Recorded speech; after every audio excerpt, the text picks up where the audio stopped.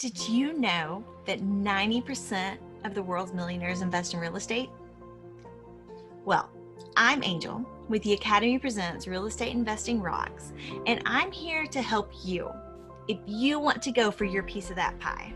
Hey guys, it's Angel with the Academy Presents Real Estate Investing Rocks, and today we have Seyla and Aileen Prak, and they're going to talk to us a little bit about like how they got started and some of the little tricks they used. They actually house hacked, but not like the way a lot of people think of house hacking, like you stay in a room and rent the other rooms. They did like a complete and total house hack and rented the whole house out. So super cool. And I look forward to hearing more about that. And then they've also recently made a move into the multifamily space, and hopefully we get to hear about that too. And the coolest thing, they've got their own podcast. So I definitely want to hear about that. So what we're going to do is we're going to get started here. The little bit I know is Seyla is in IT. And so my first question is, are you information systems, or are you like a computer scientist, like a programmer? So I started out as a computer programmer, and then after a couple of years, and I moved up the promotions several times, and I kind of transitioned to the information system side of things. And now I'm focusing on the program management side of the IT. Wow. So like you go back and check what people are programming to make sure it works, or?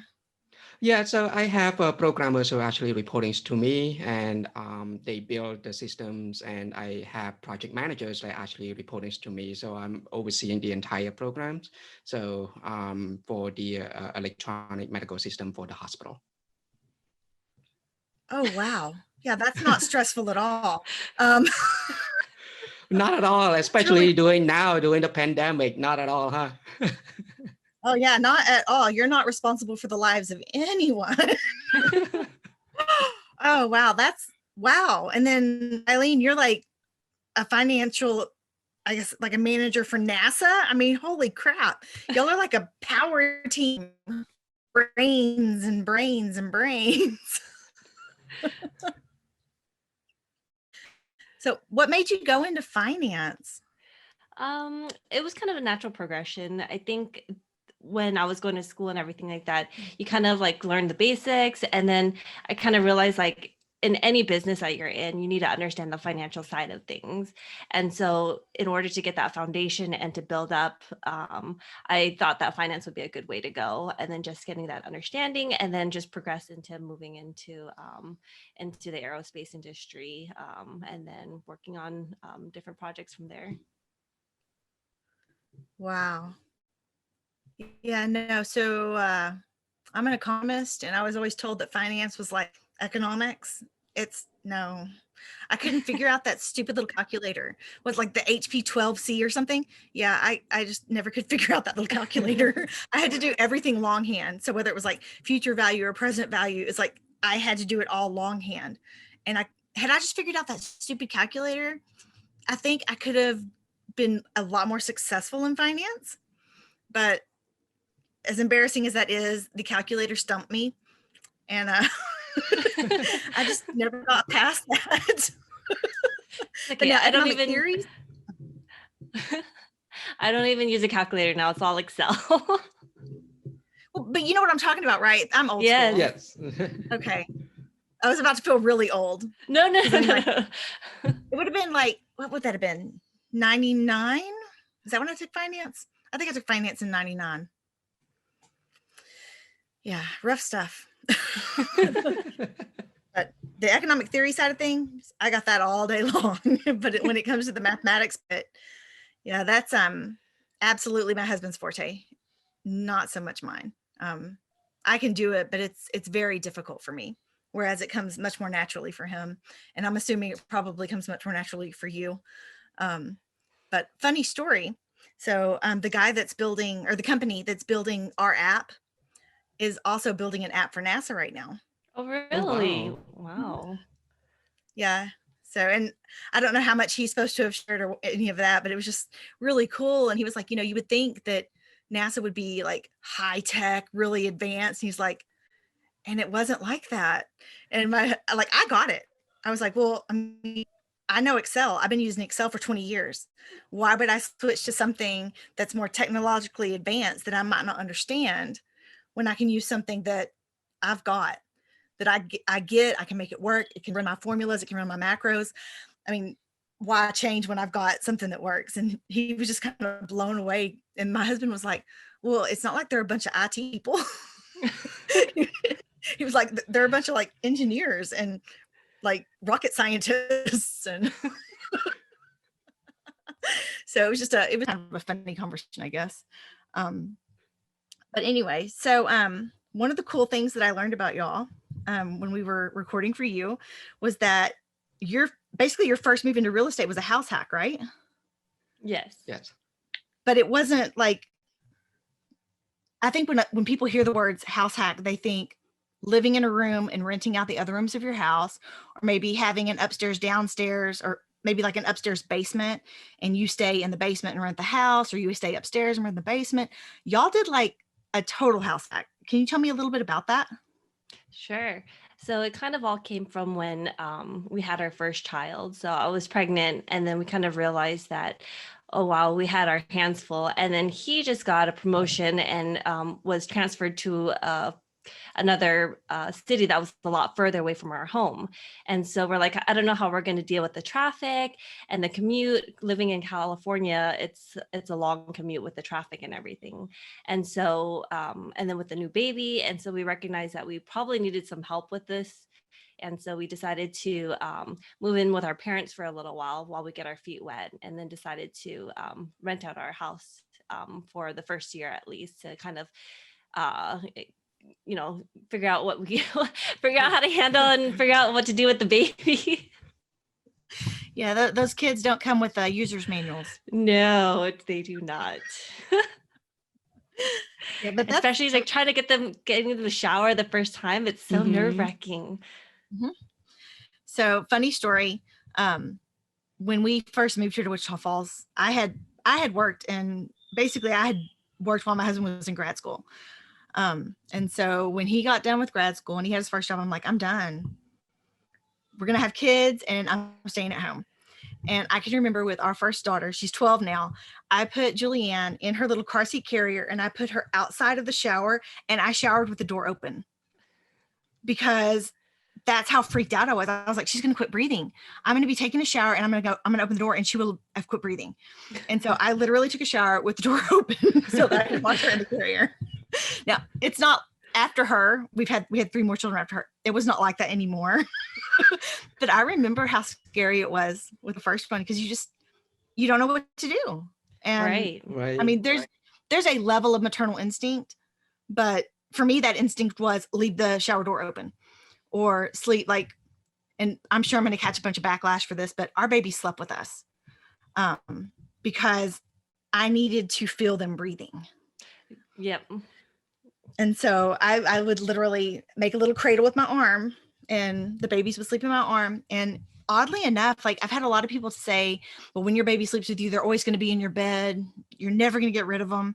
And all of our babies, about 8-9 months, chose on their own to move into their own bed. And so we had like a pack and play by the bed, and they would sleep in the pack and play. And at least then I could still hear them.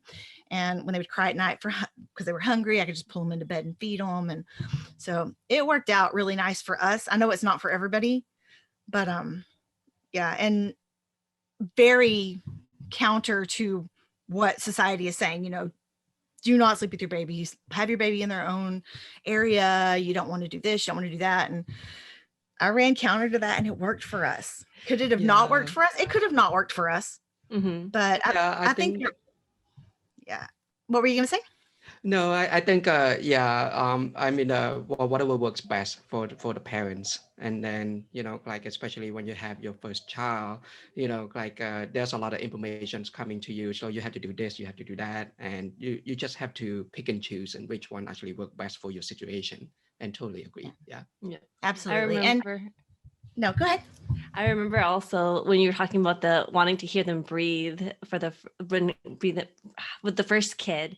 I remember in the middle of the night, he would breathe and I could hear him. And then all of a sudden when he gets quiet, I would just like automatically instantly wake up and like check on him. Like, why is it so quiet? Is everything okay? Mhm. So No, it's scary, and then it gets easier, but there's still, I don't know. There's no dang manual. I mean, why doesn't somebody write a manual for how to raise kids? Well, I know why, because somebody would have like tear it apart. But I know it's definitely not a one size fits all. I guess methodology. It's all over the place. So, all right. So you move in to get some help, to get your bearings, and you are renting out your entire house. So did you rent it out to one family, or did you separate it up and rent out different rooms, or how did y'all do that? So we rented out to only one family. So at the time, we didn't know much about how to rent our house. So we live in California. So, it's not a very landlord-friendly state. So we have been very cautious about renting our house to someone. So we did a lot of research and did a lot of studies, and we did a background check, we did a walkthrough, did the interviews, and check their credit, and making sure that we picked the right person. And so we found a really good tenant. It's a family of three with I think at the time he was like 3 years old, he was like a 1 or 2 year one or old. 2 year old boy. And yes, and the tenant was really nice, and it was a great experience with the tenants, and we really liked them a lot. So they took really good care of our house. So yeah. Nice. So did y'all self-manage then? I mean, it sounds like you're self-managing. Yes, we did a self-manage for our house. However, to be honest, for the entire years, we didn't even get one phone call at all. So because our house is fairly new, we basically renovated almost the entire house. Everything is pretty much brand new. So there's not really anything to maintain for the entire year. Wow. So were y'all able to do like because I know for like our single families, we try and get that 1% rule. Were y'all able to get the 1% or? No, not in Not in California. California. No, not at all. So I think it was close enough to possibly probably a 0.5%. Yeah, our main focus was just to at least cover the mortgage and maybe just a little bit extra, but our main focus was just to get that help with our parents and just have someone to just cover the mortgage. And if we break even, we break even. That's fine. Yes. Well, and honestly, if you made anything at all, it was better than nothing, right? Yeah. Exactly. And I guess with it being a newer home or with everything being renovated, you wouldn't have to hit the 1% because you wouldn't have to cover those potential maintenance costs along the way. So, yeah. Cool. So, have you been able to take that experience and extrapolate it into the multifamily space? Yes, we actually, when we moved into the multifamily space, we started out as passive investors. So we have I just want to jump in, before we jump into the multifamily space, we actually looking to single family rental out of state.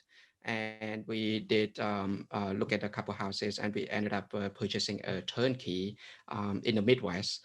And we used that experience that we had rented our house and doing the turnkey, how to evaluate the deal. And we use that experience when it comes into passive investing in multifamily space. We have our checklist and Excel spreadsheet of how to be educating ourselves on how to evaluate the deal, so that we know if it's the right deal for us to invest in. So to answer your question, yes, the experience that we rented our house, we use that experience in real estate, and when we move into the passive investing, it's helped a lot to have that experience background. Cool. So when you say you got a turnkey, I'll do like was it like a working class neighborhood or more of a, I mean, not necessarily a C-suite, but like, or more of like a professional neighborhood? Where did it kind of fall out at? So our turnkey is in the blue collar neighborhood. So when we purchase it, it's a little bit more expensive area. And what we're looking for, we're not looking for like a C class. We're more of a like either B plus or an A area.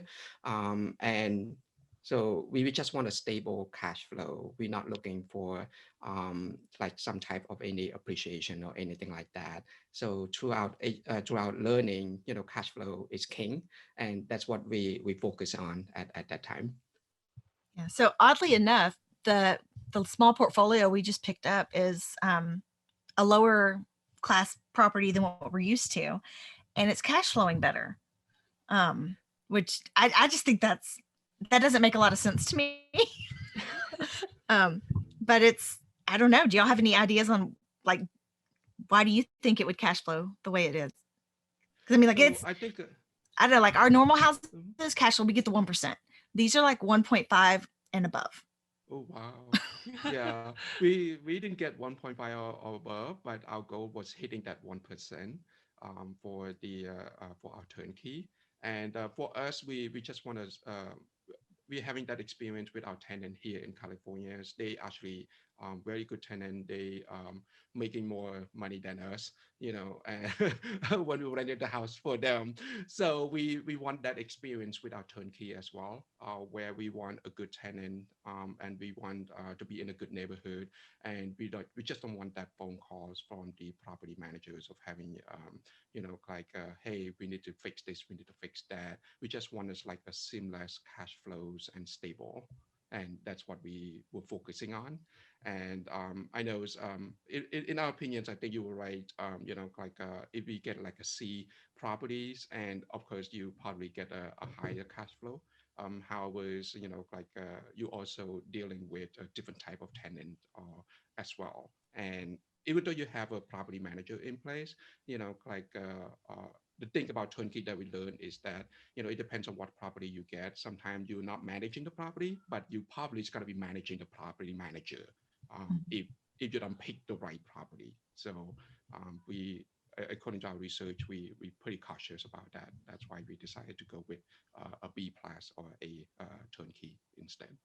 Yeah, awesome. Yeah, most of what we have is a B. We have a lot of all of well, I said 3 of the single families are definitely Bs. And then these last 2 that we picked up, I'm like 1960s builds. They're like anywhere from, I think one of them is maybe right at 1,000 square feet, and the other one's like 1,100. So they're a little small, and they're like the box houses. They're like a square. And so yeah, it's just different. We're excited to learn about it. So even if we don't make a bunch of money on it, we're just excited to learn about it. So oh, we have a comment, cash flow versus appreciation. So cash flow was king. So thank you, Maricela. So we're going to kind of scoot on a little bit. So you started out you started out the house hack, then you moved into single family, and now you're looking at the multifamily space. And what was it that attracted you to the multifamily space? For us, I think it was as we were doing the single family, we wanted to eventually, we wanted to create this passive income for ourselves. And then we came across, something called syndications. And we're like, well, what is this? So we started looking into it a little bit more, and we're like, wait, what? You can buy apartments like as just like a normal person? You never really think about that or anything like that. Like you're able to have these group investments and everything, and come together and be able to purchase something like that. It's just something that we're never taught. And so then as we're learning about it, we're just really intrigued by the whole entire process. And so we're like, this seems like it could work, so let's invest in a couple of deals and just kind of get our feet wet and just kind of see how it goes. What's the process? Does it really work? Like it seems too good to be true, but let's just try, let's try it out. And so we did a lot of research beforehand. We picked up a couple of books, and then made sure that we were vetting the sponsors and everything like that, because it's kind of nervous investing in something that you're unfamiliar with. And so we wanted to make sure that we picked the right sponsor before we did that. And then since then it's been really great, and we've just been getting more and more into it. So we're definitely loving the syndication multifamily space. Cool. So what books did you read to make you feel a little more comfortable? We picked up Joe Fairless's best ever book. That's the one that we've been using like primarily a lot. It has a lot of great information in there. I refer to that book as our Bible, basically. That's what I was about to say. I was going to say, yeah, that's kind of like the syndication Bible. Yeah. Yep. We actually have it sitting over in our library as well. Yeah, the thing I really like about that book is that it steps you through it from like point A to point Z. Like it gets you all the way through it, and it really covers everything. And I want to say there's like some scripts in there. It's everything. It's and we've read a ton of books now. Most of the time when I'm on a call or something, somebody's like, hey, that book, did you ever read that book? I'm like, hold on. And I'll go get it and bring it just to show people what it looks like. Cause we've got, my husband is a big time researcher. He's got his PhD in chemical engineering. And so he is very much a researcher. He likes to know what he needs to know before he makes a purchase. Like even when he was a grad student and I was working at a private school for literally $15,000 a year with a master's degree and like $100,000 of school loan debt. We decided we were going to buy, or he decided, it wasn't really we. I was like, hey, it'd be cool to have an outdoor grill. And so he was like, oh, let me look. And so we wound up with a Weber, what was it? It was like a Weber B, which was the best grill we could get for the amount of money that we had at that point in time. And it was just hilarious because he had researched it. And at that point I was working at Sutherland's in the lumber department with a master's degree and a full-time job teaching. I was working there on the weekends. And so I got a discount and they had the Weber B. And so we were able to get it at a discount. But it was just, that's just kind of how he is. And so we're a good mix because I am very much get these huge ideas and just plow, go for them. And he's the one that's like, wait a second, let's go back up. What are we missing? Let's make sure that this is going to make sense. And so he pulls the reins back in on me because I'm just going to plow, just because that's me. And honestly, this is like the only time that I've really not been just in it with the whole trying to, help out my fellow teachers and trying to get that program rolling. And so thankful for coaches so that I was able to like put the first draft together and send it off to a few different people who were like, oh, this is kind of salesy. You might want to rework some of the wording. And it was really funny because my husband and I, he got in from Iowa last night. And so we took our walk really late. And I told him, I said, I don't know, I don't feel really good about it. He's like, well, if you're worried about how it's going to come across, go ahead and reword it now before you ever hear back from anyone. Mm-hmm. And I was like, I don't know, I want to hear what they say first. And so I've been kind of dragging because I feel like it needed to be changed because I felt like it was just too like in your face, but I didn't know how to change it. And so I kind of wanted to wait, but it was really cool that Jason was like, let's pull the reins in a little bit and reword it into a way that you think is going to be softer and more acceptable. And so he basically said what Coach T said was, you probably want to rework this a little bit and here's some suggestions. So it was kind of funny that Jason would have already, said that I should have done it instead of waiting, but I don't know. That makes a good partnership, right? Like when you have something and you're kind of nervous about it, the other person will help, bring the best out of you and kind of, like you said, pull the reins in a little bit and help redirect you if you need it.